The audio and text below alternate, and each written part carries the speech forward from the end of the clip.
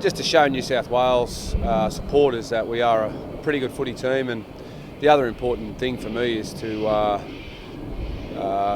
let our fans know that we're playing not only for them but playing for Gal as well, because it's his last ever game. He's been a great warrior for us through some really difficult times, and we'd like to send him out a winner. Cam Smith said yesterday that New South Wales wouldn't want to lose 2 games at home in a series and get whitewashed 3-0. He can't help having a dig. No, but that's all part of the fun and games of Origin, isn't it? When you're on top, you can say what you want, and when you lose, you just got to cop it and accept it and move on. But we'll be prepared well, and we'll go out there and have a real red hot crack, and we might have something to say after it. Gal was very vocal in his support of you yesterday, Laurie. What does that mean to you? Oh, look, Gal's a great leader for us. He has been, as I said, for the last number of years. We've got a really strong relationship. That'll never change. But it's about us sort of signing off this year on a positive. I think that can really lead us into the next era. And we've got a lot of young guys tomorrow that'll be given an opportunity throughout the series, so it's exciting times for them. And let's hope they show everyone what they're capable of doing. Were you looking at Wednesday as sort of the start of a new beginning? Yeah, I think we've gradually started to have a lot of change in our side since 2014. And again last year we started to make some huge changes, and I suppose at the end of this series there'll be a couple more that may or may not go on, but for us it's about really going out there and playing some really good football. I think that's what we want to do is play football. We haven't played anywhere near our potential yet, and we've been close, so that's the thing that excites me. Do you feel under pressure personally? No, not really. Look, for me, I think I said it at the start of the year. There's a lot more people doing it a lot worse off than what I am, and for me, I just want to make sure that this team is prepared well, which it has been. We go out there and have a real red hot crack. If we do that, I'll accept whatever happens. But for me, I know that this team is very solid and capable of a lot more than what we've shown. Jack Bird obviously took over when Adam got injured in game 2. I mean, what can you say about Jack Bird? He just never gets phased, does he? No, he's a kid that is confident in his own ability, and you like that. Again, I still don't know what his best position is. I think if you threw him in at front row, he'd say he could handle it. But it's good to see that he got his opportunity and he handled it well, and I'm sure he'll handle it again tomorrow. He'll start it by that for you guys really well? Yep. No, Birdie, he'll get an opportunity there. Having said that, Moyes will spend some time there. I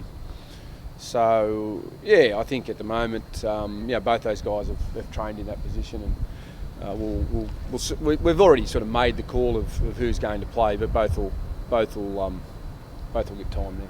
There's been a bit of talk about how Queensland celebrated their win with some verbal abuse and a few errant tweets. Were you unimpressed by that sort of behaviour after?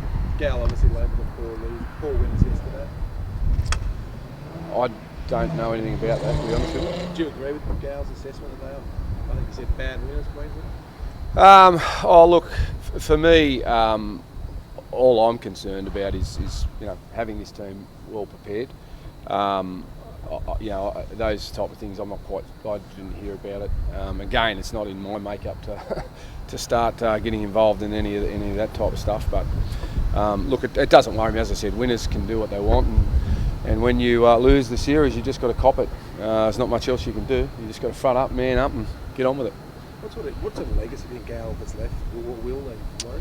I think you'll leave a legacy of giving your best. I don't think anyone can ever question that. He goes out there and leaves nothing in the tank. He's been a true warrior, and as I said before, in some difficult times, but he's aimed up every time he's pulled on a blue shirt, and I think the boys appreciate that, and they know how much this game means to him personally, and for us, that'd be great if we can go out there and not only win for Gal, but win for the state, because that'll give everyone a great deal of optimism. We certainly know where we're going and what we're doing.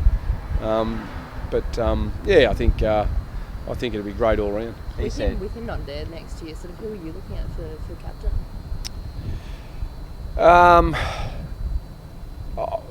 To be honest with you, I think next year you'll see one of the younger guys take on that responsibility. I think once Gal has moved on, I think one of the younger guys will step up into that role. I've been very impressed with a number of those guys this year. So depending on how they go and perform and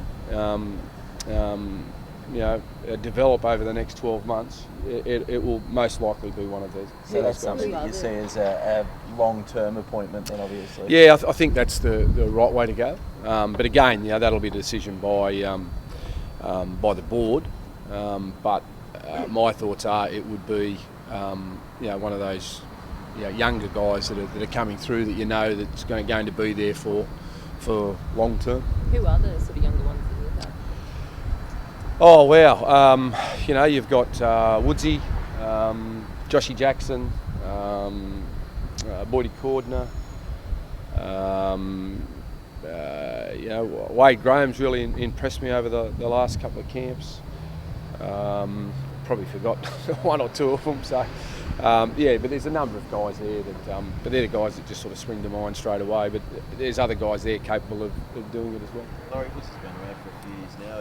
Who, sorry? Woodsy? Oh yeah, Woodsy. He's been around for a few years now. He captains the Tigers. How have you seen the evolution of him as a leader within this team over the last couple of years? He's like all of those guys. I think it always takes time to feel comfortable in your environment, and Woodsy, you can tell now, is more at ease with himself as a leader. At the start, he was probably unsure of himself, but that he's got that leadership quality. So, he demands respect, and the guys sort of follow him, which is important. And he's also, got great communication skills, and a guy that is unfazed, I suppose is the best way to put it. So, he'd certainly be a leading contender.